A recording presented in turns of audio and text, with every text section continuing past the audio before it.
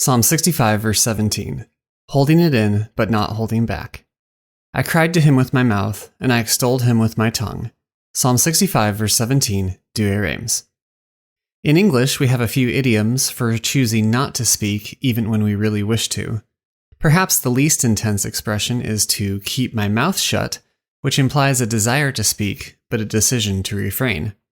A slightly stronger version of this is when we say, I held my tongue, meaning that there was some desire, but it wasn't overwhelming.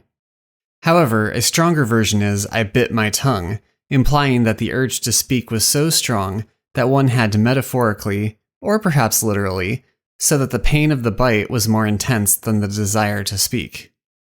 In the Roman martyrology for July, there is the case of a martyr who literally bit his tongue so as to avoid temptation. Quote, in Thebais, in Egypt, the commemoration of many holy martyrs, who suffered in the persecution of Decius and Valerian. At this time, when Christians sought death by the sword for the name of Christ, the crafty enemy devised certain slow torments to put them to death, wishing much more to kill their souls rather than their bodies. Another was bound and laid among flowers, when a shameless woman approached him with the intention of exciting his passions, but he bit off his tongue and spat it in her face. Roman Martyrology, July 28. The scriptures are replete with admonitions about the tongue, both to use for good and to avoid its use for ill, and St. James famously reminds us that, if any man offend not in word, the same is a perfect man. He is able also with a bridle to lead about the whole body. James chapter 3, verse 2, Douay Rheims. It is because the tongue is so associated with the word, and thus with our thoughts, and thus with our interior intentions, dispositions, and will, that the tongue becomes a stand-in for our will. What we choose to say or not say is evidenced by the tongue, which becomes the instrument of the expression of our heart and mind and will. Thus, if we have perfect mastery over the tongue, which St. James later says is a raging evil set on fire by hell itself, we will have perfect mastery over ourselves. The psalmist connects these two ideas elsewhere. Quote, I said, I will take heed to my ways that I sin not with my tongue. I have set guard to my mouth when the sinner stood against me. I was dumb and was humbled, and kept silence from good things, and my sorrow was renewed. My heart grew hot within me, and in my meditation a fire shall flame out. Psalm 38, verses 2-4, Douay Rheims. Here the psalmist openly confesses his propensity to sin with his tongue, and for that very reason takes heed to his words, and keeps silence even from good, that he might not sin in speaking rashly. Yet the nature of the fire within the tongue is that this silence does not necessarily mean he is not prone to temptation. It burns within his heart as he considers his sorrow and the injustice which surrounds and afflicts him. However, the controlling of one's tongue is not just in the negative sense of keeping one's mouth shut or holding one's tongue or even biting one's tongue. For, as Ecclesiastes says, there is a time to keep silence and a time to speak.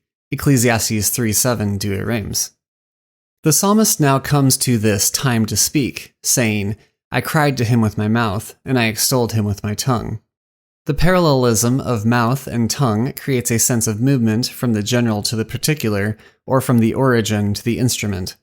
The mouth could be seen as that which speaks, and the tongue as that by which it speaks. This stacking of images in the parallelism is intended to emphasize that this cry to the Lord issues forth not just in a generic sense, but rather from the very depths of his interiority. That is, his mouth and tongue are the means by which the thoughts of his heart and the movement of his will are expressed and made evident. St. Augustine considers the psalmist's prayer as expressing the prayer of the church, specifically that of the Gentiles who were formerly in the darkness of idolatry, but have been brought into the light of Christ. He argues that even those who are born Christian still have this heritage from which they have been rescued, and thus the prayer of the church also becomes their own. Quote, I that was saying to a stock, my father thou art, and to a stone, thou hast begotten me, now say, Our Father, which art in heaven.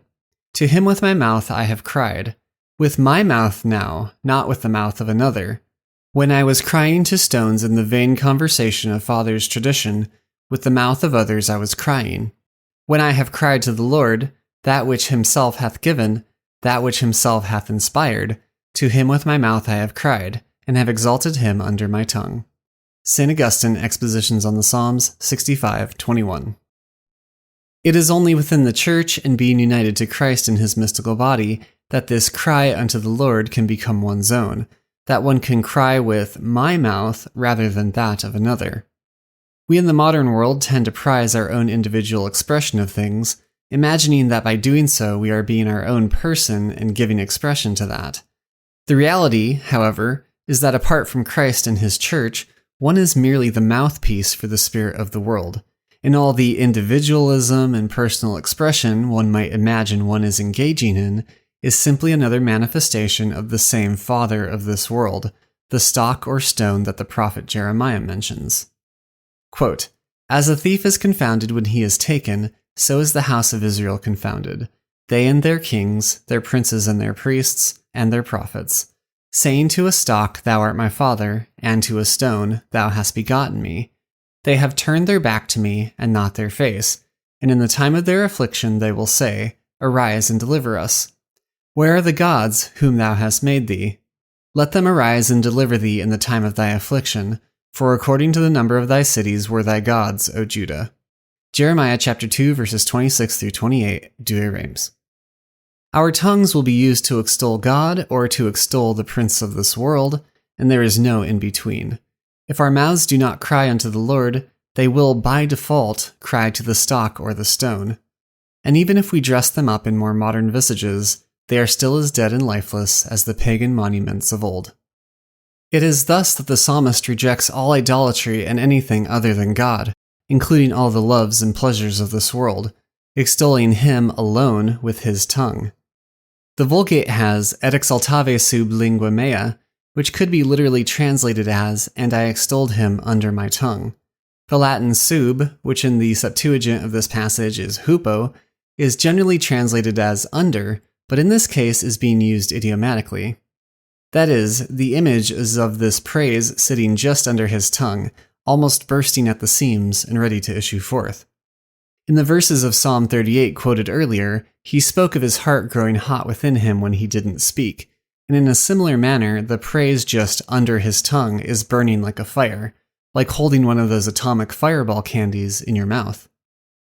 There is also finally a splendid juxtaposition created between the mouth and under the tongue, as the former speaks to the outward expression of praise, whereas the former indicates the interior disposition and meditation from which it arises.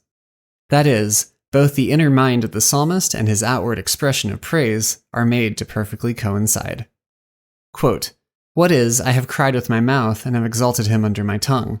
Him in public I have preached, him in secret I have confessed. Too little is it to exalt God with the tongue, but also under the tongue, so that of what thou speakest being assured, of the same in silence thou mayest meditate. To him with my mouth I have cried, and I have exalted him under my tongue. See how in secret he would be uncorrupt that offereth marrowed holocausts. This do ye, brethren, this imitate, so that ye may say, Come ye, see how great things he hath done to my soul. For all those things of which he telleth, by his grace are done in our soul." St. Augustine, Expositions on the Psalms, 65:21.